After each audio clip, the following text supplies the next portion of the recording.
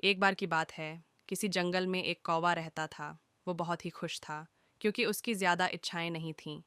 वह अपनी ज़िंदगी से संतुष्ट था, लेकिन एक बार उसने जंगल में किसी हंस को देख लिया और उसे देखते ही सोचने लगा कि ये प्राणी कितना सुंदर है। ऐसा प्राणी तो मैंने पहले कभी नहीं देखा, इतना साफ और सफ़ेद।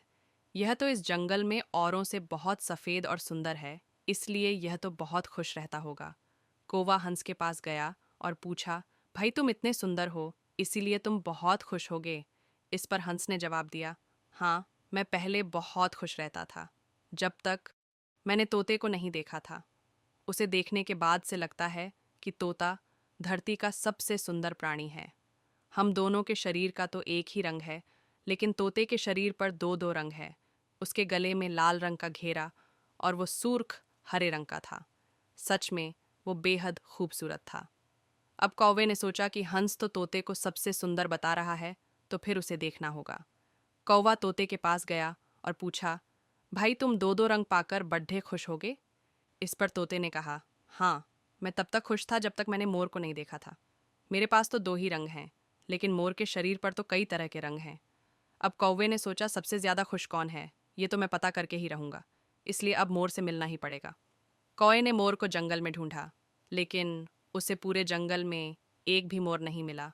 और मोर को ढूंढते ढूंढते वह चिड़िया घर में पहुंच गया, तो देखा मोर को देखने बहुत से लोग आए हुए हैं और उसके आसपास अच्छी खासी भीड़ है।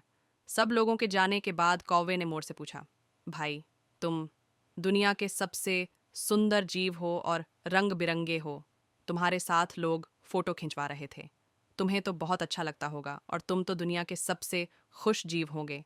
इस पर मोर ने दुखी होते हुए कहा, भाई अगर सुंदर हूं तो भी क्या फ़र्क पड़ता है, मुझे लोग इस चिड़ियाघर में कैद करके रखते हैं, लेकिन तुम्हें तो कोई चिड़ियाघर में कैद करके नहीं रखता और तुम जहां चाहो अपनी मर्जी से घूम फिर सकते हो।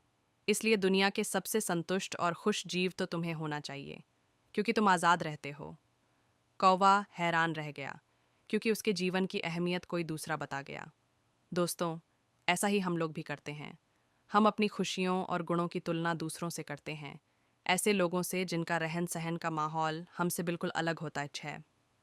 हमारी ज़िंदगी में बहुत सारी ऐसी चीज़ें होती हैं जो केवल हमारे पास हैं, लेकिन हम उसकी अहमियत समझकर खुश नहीं होते। लेकिन दूसरों की छोटी खुशी भी हमें बड्डी लगती है, जबकि हम अपनी बड्डी खुशियों को इग्नोर कर देते हैं।